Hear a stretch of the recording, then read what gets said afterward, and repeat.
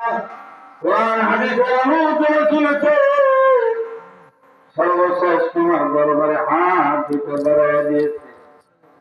আল্লাহ গো, তুমি টাকা দেখো, আমরা ভিক্ষুকের মতো তেমনি হাত দুটো বাড়াইয়া রাখলাম। আমাদের খালি হাতে দিও না মাগো,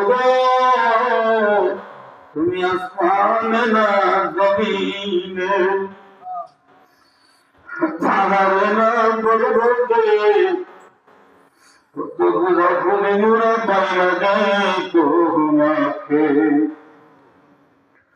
মুসাফানে কুসবদা আল্লাহ তোমার নিয়া,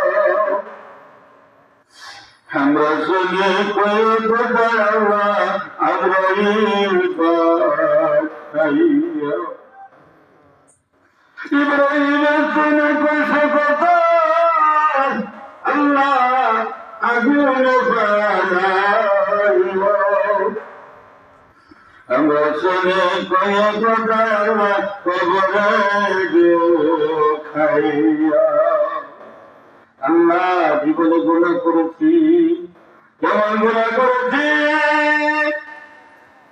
আমার সামনে যখন বসি খানায় বলতে থাকে, এই শয়তান দূর হ, আমার ধরবি না, তুই গুনাহ কর।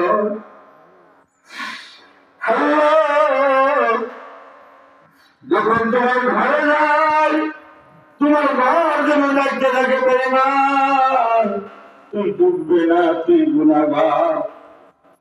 যেমন গুনাহ করেছি, সমাজের লোক যদি জানতো, সমাজ থেকে বের করে দিত।